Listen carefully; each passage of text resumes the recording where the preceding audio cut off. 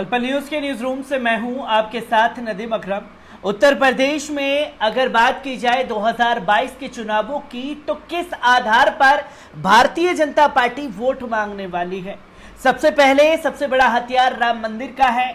दूसरा, अगर Bharatiya Janata party vote मांगेगी तो इस आधार पर मांगेगी कि मुसलमानों को सबसे ज्यादा तंगे हाल किया गया, मॉब लिंचिंग की गई, और जब इसके ऊपर सवाल खड़े किए गए, काले कानून को लेकर के हर जगह प्रोटेस्ट किए गए, तो हमने उन्हीं लोगों को जेल की सलाखों के पीछे डाल दिया और यूएपीए लगा दिया, और कुछ नहीं मिला तो फर्जी मुकदमे उनके ऊपर लगा दिए गौ हत्या के, और फिर जो है उनको जेल की सलाखों के पीछे डालने का काम किया गया।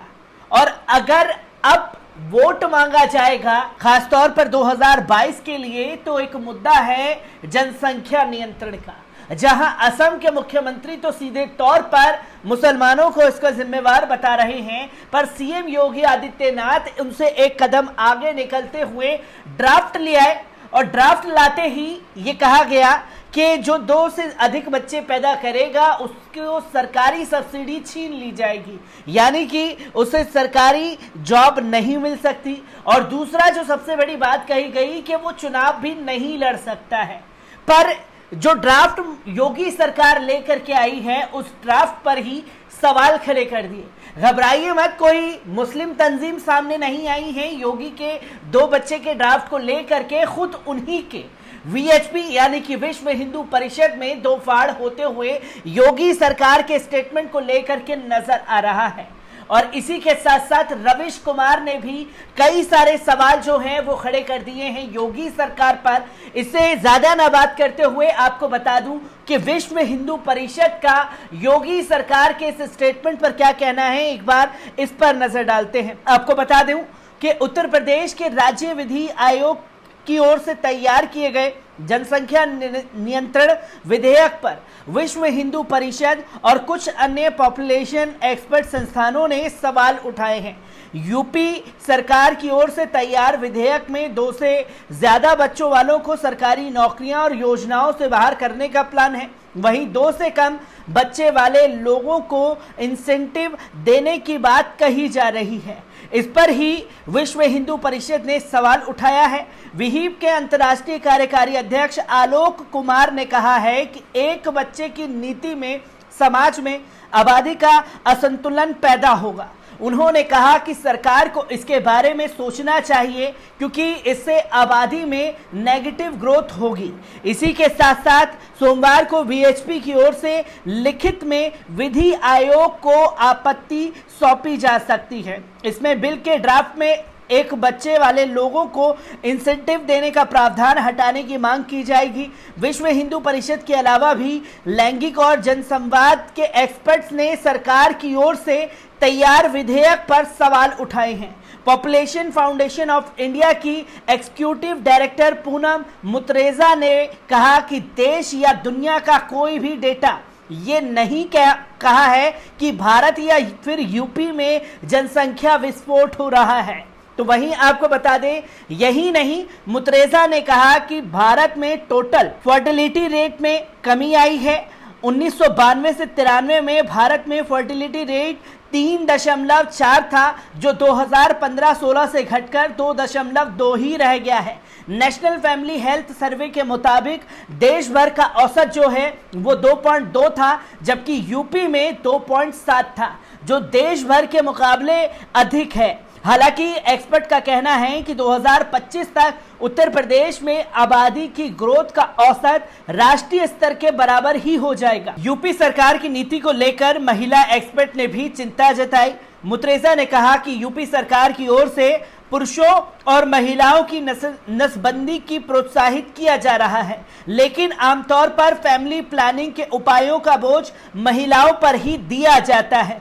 ऐसे में सरकार की सख्ती के चलते महिलाओं की नसबंदी बढ़ सकती है और इसके उनके स्वास्थ्य पर विपरीत असर होगा। दरअसल कंडोम के कम इस्तेमाल और पुरुषों के फैमिली प्लानिंग की जिम्मेदारी न उठाने के चलते महिलाओं पर ही बोझ पड़ रहा है। उन्होंने कहा कि यूपी में जनसंख्या नियंत्रण के तमाम उपायों के बीच पुरुषों की नसबंदी का औसत 1% से कम है। इसी के साथ साथ आपको बता दें कि रवीश कुमार ने भी सवाल खड़े कर दिए हैं और रवीश कुमार ने कहा है कि क्या भारतीय जनता पार्टी यानी कि उत्तर प्रदेश के मुख्यमंत्री सीएम योगी आदित्यनाथ जी सांसदों विधायक का टिकट काटेगी जिनके 2 से अधिक बच्चे हैं। यूपी की नई जनसंख्या नीति पर रवीश कुमार ने खुल करके अपनी बात कही है। उत्तर प्रदेश की नई जनसंख्या नीति को लेकर वरिष्ठ पत्रकार रवीश कुमार ने तंज कसा है। अपने फेसबुक पेज पर लिखी एक पोस्ट में रवीश कुमार ने कहा है कि सरकारी नौकरियों का तो अता पता नहीं, लेकिन कानून ला रहे हैं कि 2 बच्चों से अधिक पर नौकरी नहीं मिलेगी। रवीश कुमार ने लिखा कि खबर के अनुसार प्रस्तावित कानून के मुताबिक जिनके 2 से अधिक बच्चे हैं उन्हें सरकारी नौकरी नहीं मिलेगी। जो सरकारी नौकरी में हैं और 2 से अधिक बच्चे हैं उन्हें कई सुविधाएं नहीं मिलेगी। ये पढ़कर मैं उन लाखों नौजवानों के बारे में सोच रहा हूं जिनकी शादी सरकारी नौकरी न मिलने के कारण नहीं हुई है। ऐसे बच्चों को तय समय में भर्ती प्रक्रिया पूरी कर नौकरी देने के मामले में यूपी ने क्या प्रगति की है, वहां से नौजवानों की भली भांति जानना होगा। इस समय तो जिला परिषद और ब्लॉक प्रमुख चुनाव में हुई हिंसा को सही ठहराने में लगे होंगे, लेकिन उनसे पूछा जा सकता है कि 2 से अधिक बच्चे पर सरकारी नौकरी नहीं मिलेगी, ऐसे प्रस्ताव पर उनकी क्या राय है। रवीश कुमार ने सरकार से सवाल करते हुए कहा कि हर बात में डेटा करने वाली सरकार क्यों नहीं बताती है कि कितने ऐसे नौजवान हैं जिनके 2 से अधिक बच्चे हैं और वे सरकारी भर्ती की परीक्षा की तैयारी कर रहे हैं। क्या इनकी तादाद इतनी है कि सरकार को कानून लाना पड़ रहा है?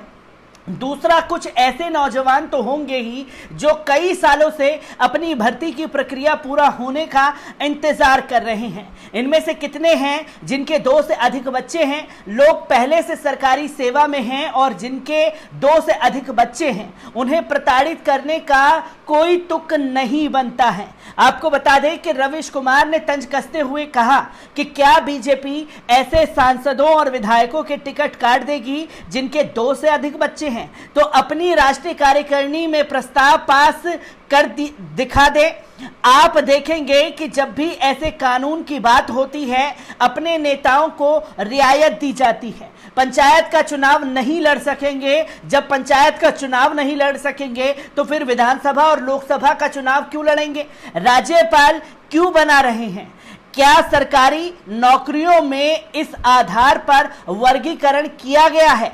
उन्होंने आगे लिखा कि चुनाव आ रहा है, इससे पहले बेरोजगारी का सवाल खड़ा हो जाए, आबादी का सवाल खड़ा किया जा रहा है ताकि लोगों के दिमाग में घुसाया जा सके कि सरकार कितनों को नौकरी देगी। देश में इतनी आबादी है, इस मामले से बेरोजगार युवा अपने ही परिवार में बेगाना हो जाएगा। आबादी के नाम पर हिंदू परिवारों को काल्पनिक में धकेल दिया जाएगा कि मुसलमानों की आबादी बहुत है इसलिए नौकरियां कम हैं। वो भूल जाएंगे कि नौकरियों में मुसलमानों की मौजूदगी ना के बराबर है।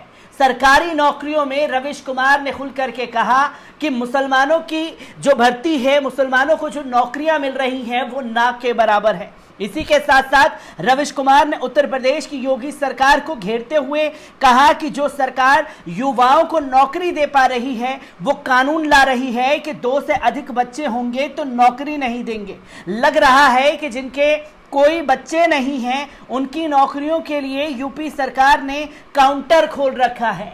तो रवीश कुमार और खुद विश्व हिंदू परिषद जो है खुल करके योगी सरकार के इस नए कानून विधेयक ड्राफ्ट जो तैयार किया गया है उसके खिलाफ खड़े हो गए हैं। पर देखना यह होगा कि उत्तर प्रदेश सरकार यानी कि सीएम योगी आदित्यनाथ जी ये 2 बच्चे से अधिक वाले फॉर्मूले को किस तरीके से 2022 के चुनाव में भुना सकते हैं, या सिर्फ बातें जो हैं हवा हवाई हो जाएंगी, या ये माना जाए कि शुरुआत पहले उनसे की जाए, जैसे कि रवीश कुमार जी ने कहा कि शुरुआत उन लोगों से की जाए जिनके 2 से अधिक बच्चे हैं, जिन नेताओं के, जिन सांसद के, एमएलए के, उनको सबसे पहले हटाया जाए, तब जाकर के माना जाएगा कि वाकई में आप जो है इस कानून को लेकर के चिंतित है। वरना सिर्फ यही माना जाएगा कि सिर्फ 2 बच्चों के नाम पर सियासत करने का खेल जो है आप 2022 के चुनाव में ढूंढ रही हैं। मैं ऐसी ही खबरों से आपको रूबरू कराता रहूंगा। दीजिए इजाजत,